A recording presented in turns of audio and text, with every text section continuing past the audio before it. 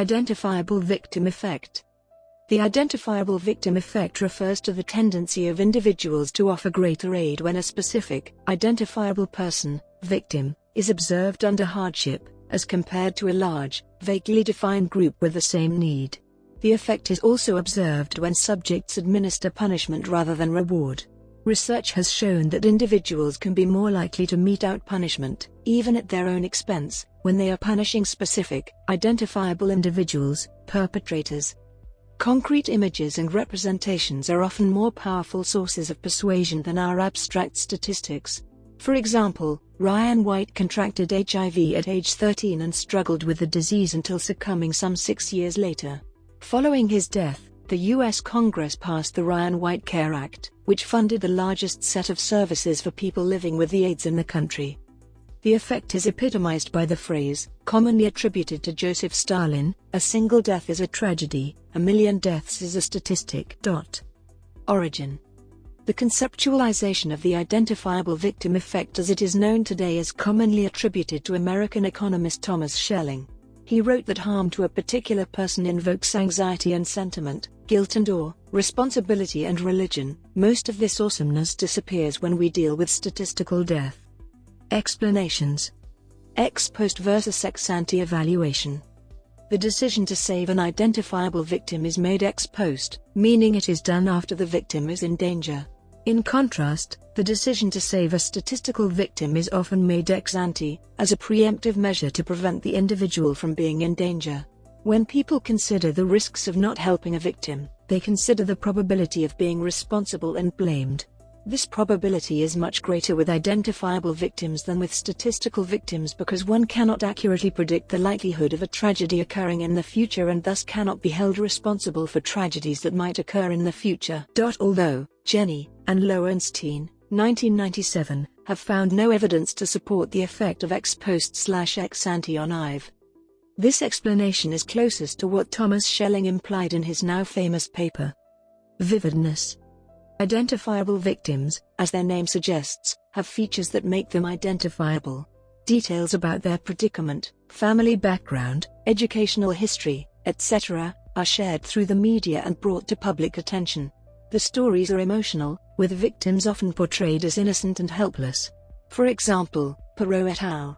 Tested an identifiable human victim message in relation to an identifiable animal victim, i.e., a squirrel, using the context of the consequences of littering, and found the identifiable animal message, an innocent and helpless creature, elicited greater levels of distress and empathy than the identifiable human message.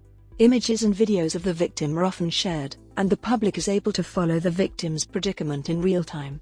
Studies have previously indicated that people respond more to concrete, graphic information than abstract, statistical information. The vividness of identifiable victims creates a sense of familiarity and social closeness, opposite of social distance.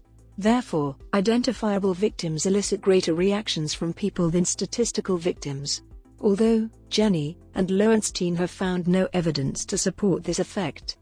Certainty effect, risk-seeking for losses and loss aversion. The certainty effect and risk-seeking for losses reinforce each other. The certainty effect is the inclination to place disproportionately greater weighting to certain outcomes than to uncertain but likely outcomes. The consequences to identifiable victims are viewed as certain to occur, whereas the consequences to statistical victims are viewed as probabilistic. Research has also shown the tendency of people to be risk-seeking for losses. A certain loss is viewed more negatively than an uncertain loss with the same expected value. Closely related to this is people's tendency to be loss-averse.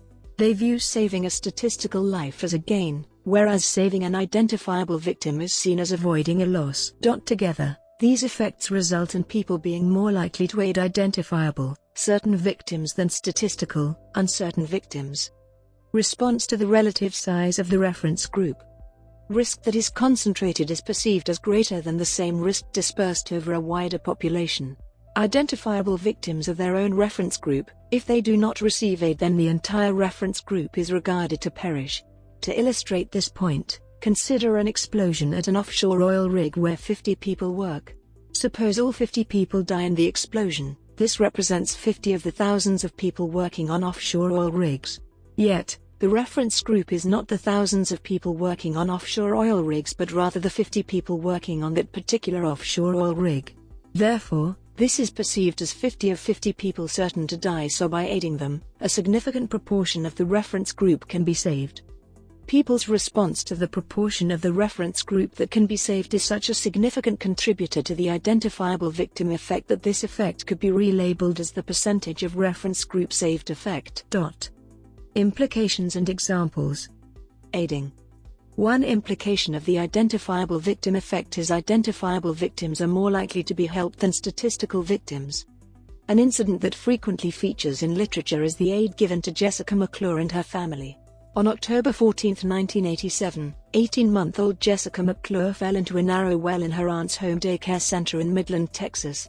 Within hours, baby Jessica, as she became known, made headlines around the U.S. The public reacted with sympathy towards her ordeal.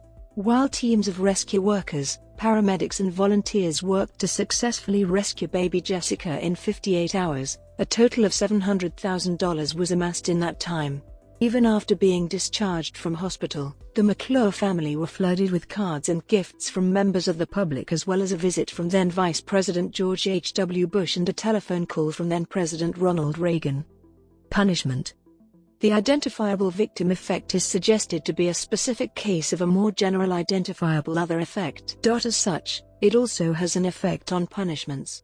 People prefer to punish identified transgressors rather than unidentified transgressors when given a choice between the two. People also exert more severe punishments on identified than unidentified transgressors. Individuals are also more likely to assign blame to an identified transgressor if they feel they have been wronged. There is also an increased desire for harsh punishments that persists even when self-sacrifice is required in order to punish the transgressor. This effect can possibly be explained by the increased anger felt towards an identified rather than an unidentified transgressor. This supports the theory of vividness as a source of the identifiable victim effect. Small and Lowenstein, 2005. Public policy. Healthcare. The identifiable victim effect may also influence healthcare, both at the individual and national level. Read Elmer and Tversky, 1990. On the individual level, doctors are more likely to recommend expensive, but potentially life-saving, treatments to an individual patient rather than to a group of patients. This effect is not limited to medical professionals, as laymen demonstrate this same bias towards providing more expensive treatments for individual patients. Read Elmer and Tversky, 1990. On the national level, the American people are far more likely to contribute to an expensive treatment to save the life of one person rather than spend much smaller amounts on preventative measures that could save the lives of thousands per year. A function of American individualism, this nationwide bias towards expensive treatments is still prevalent today. Tufeksis and Jerkley, 1993. Ryan White Care Act. The need to tackle the problems faced by AIDS sufferers was brought to the political forefront as a result of the legal and social plight of one particular AIDS victim, Ryan White.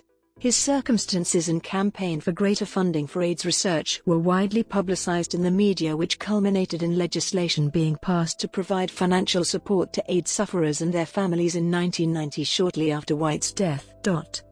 Criminal justice. Since the identifiable victim effect can influence punishment, it has the potential to undermine the system of trial by jury. Small and Lowenstein, 2005. Jurors, when deliberating, work with an identifiable perpetrator, and thus may attach negative emotions, for example disgust, anger, to the individual or assign increased blame when handing down a harsh sentence. Policymakers, who are unable to see the individual offender, being almost entirely emotionally removed, may actually have intended a more lenient sentence. This may produce a harsher verdict than the legal guidelines recommend or allow. On the other extreme, jurors may feel sympathy, relating with the perpetrator on a level not experienced by policymakers, leading to a milder verdict than legally appropriate or allowable. Small and Lowenstein, 2005. Typically in crime investigations, law enforcement forces conceal any information regarding the identities of the suspects until they have strong evidence that the suspects are credible. When identities of suspects are revealed through description of their features or release of their images, media coverage and public discussion on the issue grows.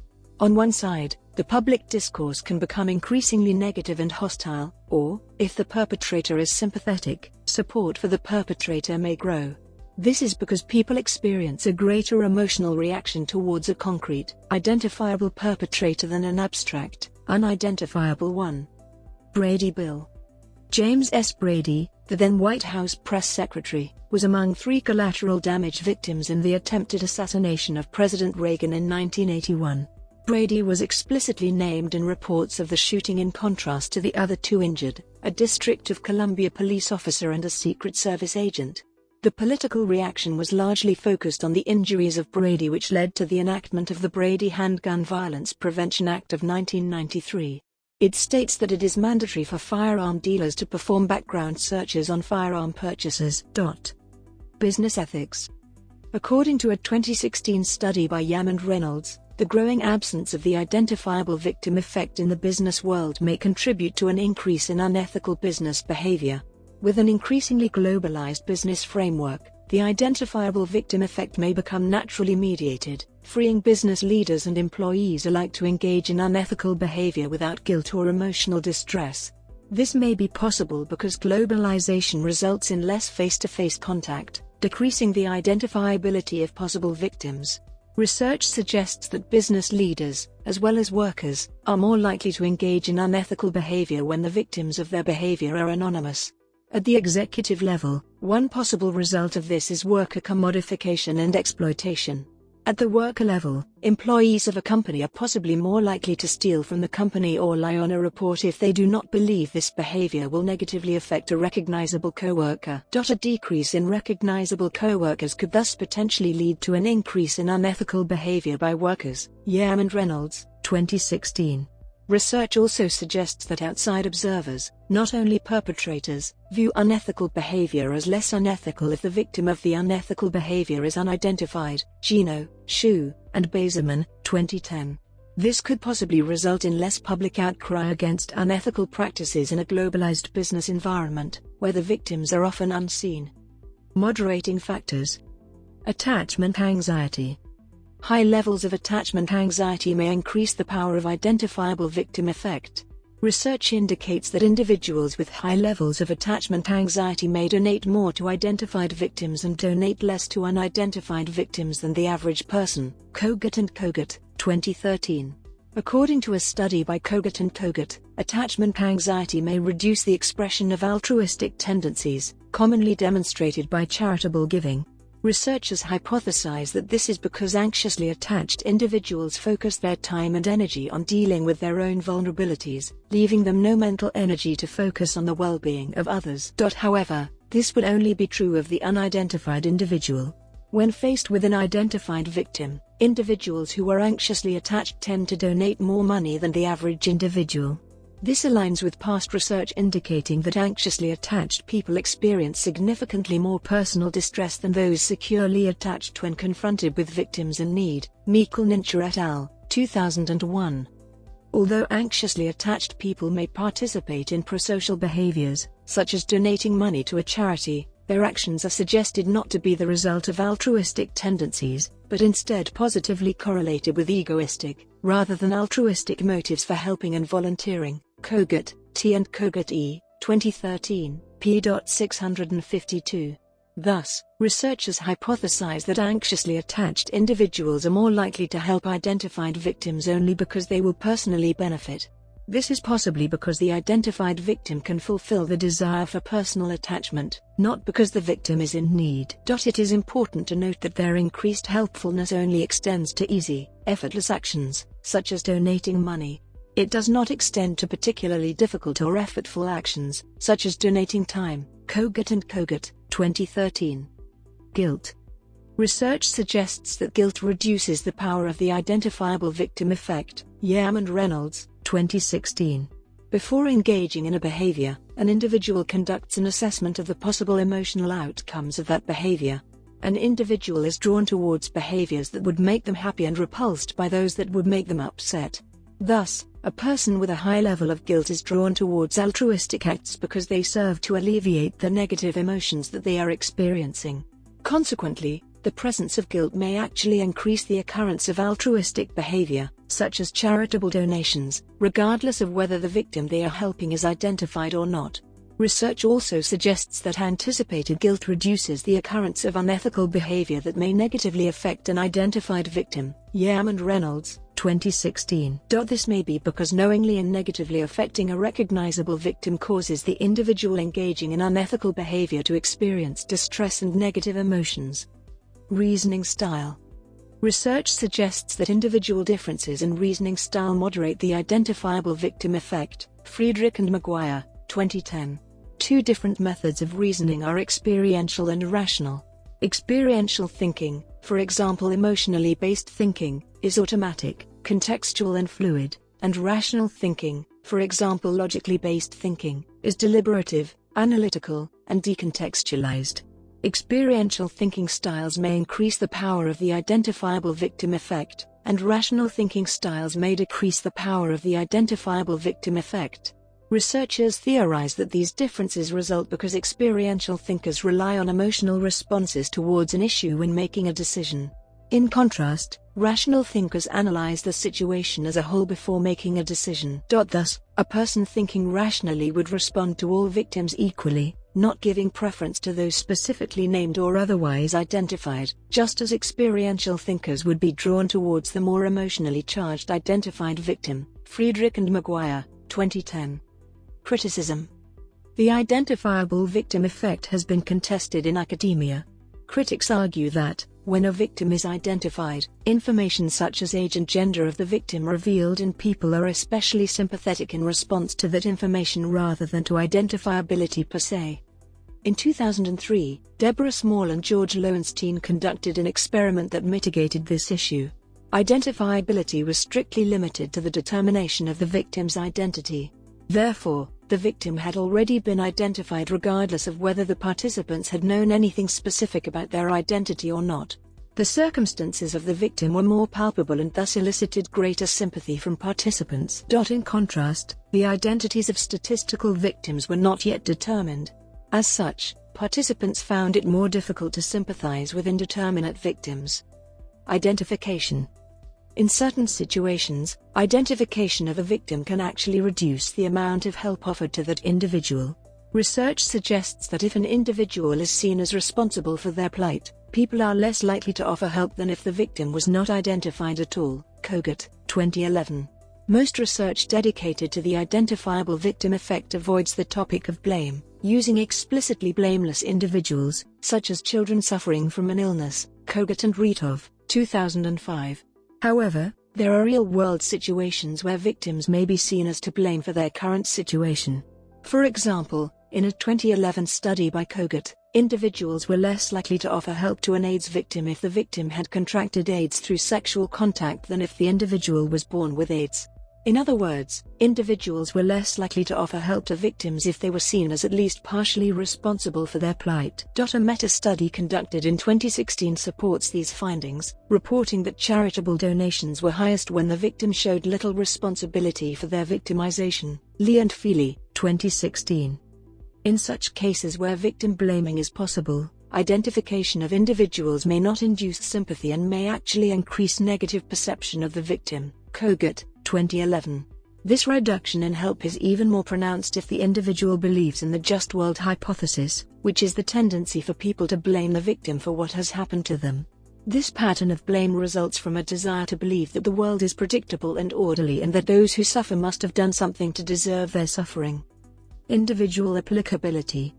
Research may indicate that the identifiable victim effect only affects identified individuals, not identified groups. Kogut and Ritov, 2005. A 2005 study by Kogut and Ritov asked participants how much they would be willing to donate to either a critically ill child or a group of 8 critically ill children. Although identification of the individual child increased donations, identification of the group of children as a whole did not. Researchers also found that, although both the individual and group evoked similar amounts of empathy, individual victims evoked more emotional distress than groups of victims. Continuing from this, researchers hypothesized that emotional distress, not empathy, appears to be positively correlated with desire to help, or willingness to contribute. This supports the idea that altruistic acts may serve as coping mechanisms to alleviate negative emotions, such as guilt. Yam and Reynolds, 2016. This also supports earlier research that suggests distress and sympathy are the driving emotional factors behind the identifiable victim effect. Erlandson, Bjorklund, and Backstrom, 2015.